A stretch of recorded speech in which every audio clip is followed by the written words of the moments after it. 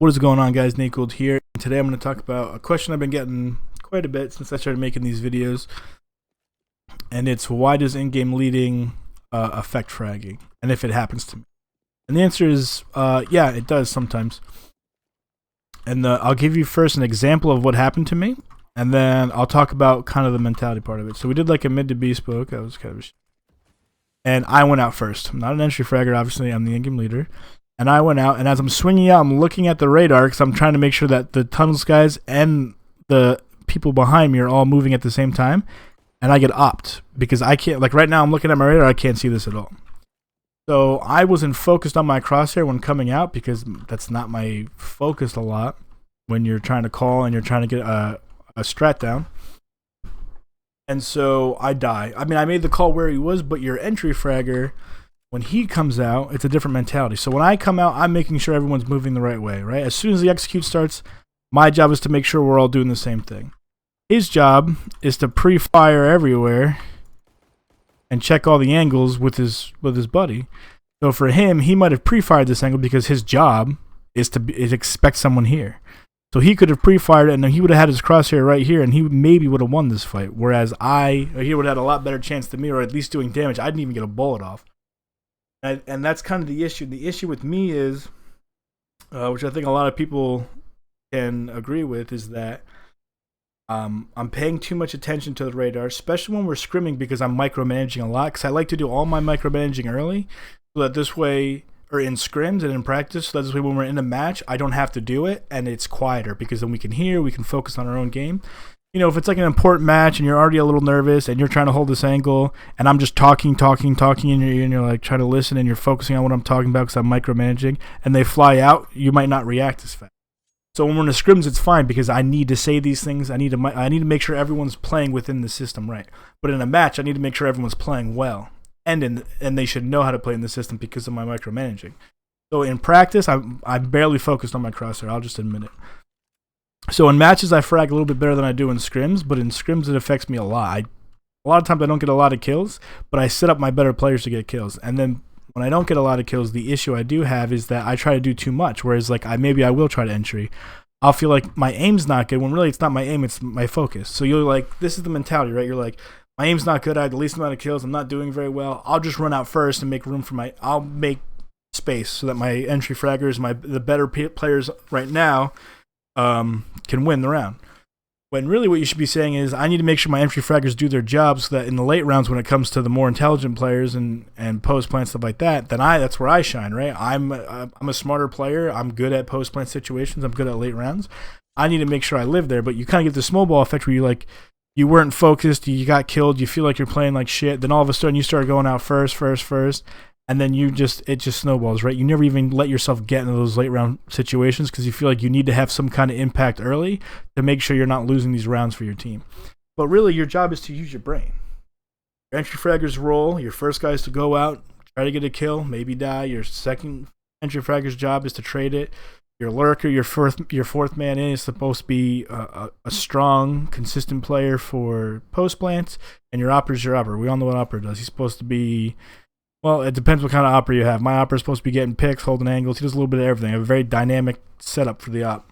It plays roles in strats, and it plays roles where he does things on his own, helps make openings. So everyone has to do their job. You can't do them all, and the pressure of calling sometimes makes you feel like that. It feels like, all right, if these strats don't work, they're going to blame me, so I'll just go out first, and if I die but they live and they're doing better, they'll win the round, and I'll look fine, right? But you don't want to think like that. Especially if you start entering and you're taking away from practice of your entry fraggers actually entering. Just do your role. The best example I can use is Sean Garris. If you ever seen Sean Garris like in old Cloud9, he would do like, I just remember like an Inferno game where it was like round after round, if like their whole T-half, if he was the first one to take contact, he'd get shit on. But then if he made it to like post plants, he'd get a 2 or 3K. Like almost every time. It was insane. Like his aim would be perfect late in the round. And that's because if you look at it, your scope of responsibility is smaller as the round goes by. At the very start, everything is on you. Where every player is going, what smokes, what nades, what angles are being held, what pushes are being looked for, what picks are being taken is all dictated by you. All that pressure is on you. And then as the round goes down, okay, no one pushed here, throw our smokes, we're in the site. All I have to worry about is my aim. That's it. your scope of responsibility is very small. All you have to do is focus on fragging and communicating. Right? You're stuck in a poke plant. Maybe you're behind the box and you feel like you're kind of stuck here. Your team's watching everyone else, and you're like, all right, I'm watching window. All you gotta do, you just gotta watch the angle. He pops in. All right, maybe he like flashes in. You're like dodging the flash going door. That's it. All you have to do is talk and tell him where you're looking, so your team knows to pick up the other angle. That's the only two things you have to do. You're gonna frag a lot better. So what you want to do is to stay alive and just go through the different stages of your responsibility. Make sure everyone's playing the right way. Keep everyone alive. Try to keep everyone taking the fights you want them to take, being in the positions you want them to be, setting them up for success. And then once it comes to the late round, you're probably going to do much better individually, and that'll build up your confidence back in your aim. Because in the beginning of the round, you're not focused on your aim, and you feel like you're just playing like shit, but really, half the time you're like this, looking at your radar, and then some pops up, you're like, oh, fuck, and you like try to react to them, right? And then when you're playing this game, that's kind of a risk in itself. If someone walks across the angle and you're just kind of like twitching at them because you were looking at the radar talking to your team, yeah, of course, you're probably going to lose that some of the time. You're not going to feel so confident. So my advice was just to you guys would just be to do your role no matter what. Doesn't matter about your frags, it's not your job. You're taking on a lot of different responsibilities, and honestly, the way you can look at it is if you're calling and your team loses and they do everything you say right, it could be your fault, right? Sometimes you just get out fragged, but maybe they just did everything you said and they just lost. It's your fault. So it's your responsibility to try to make the right decisions. That's it. It's not to frag, not to do anything else. Also, you want to make sure your players are doing their roles very specifically. You don't want everyone blurring into each other. You don't want people entering, then supporting, then late rounding. You want your entries to entries, your late rounds to late rounds, your op to op, and you want your in-game leading and your decision making to affect the whole. Two, even if you have a good game, it doesn't matter. Right? Like, even if you guys have a good game, you win 16-2, you're probably not going to have the most frags as the in-game leader anyways. Just don't focus on it. Don't worry about it, and just kind of do what you're good at. You're good at being intelligent.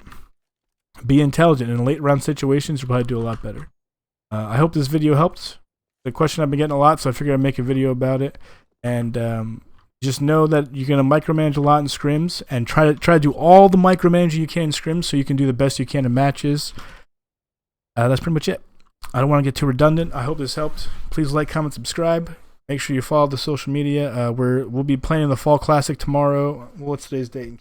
This video late. Today is 9th.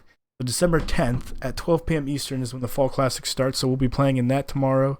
I'll be live streaming it as long as my internet's good. Obviously, I'm not going to sacrifice a good connection or good ping for a live stream when it comes to a tournament. So tomorrow, like, I won't be micromanaging a lot. We'll just be kind of playing individually, like a little bit more individually within the system, if that makes sense. So make sure you follow me on Twitter and stuff like that. I'll say when I go live, and on Twitch. If you guys are interested in watching the team, we're like a 4-week-old team. We're trying to make it in the main in this tournament. And that's pretty much it. Thank you guys so much. I would like to say real quick, I've gotten like, I don't know, 160 subs since I started making these videos, like 3 weeks ago. So you guys are fucking awesome. I really appreciate the support. A lot of people have been coming in the stream and hanging out and talking and stuff like that. And I really appreciate it. I love you guys a lot. I hope you guys enjoyed this video. If you have any questions, please comment. I'll try to get to them as quick as possible. Thanks.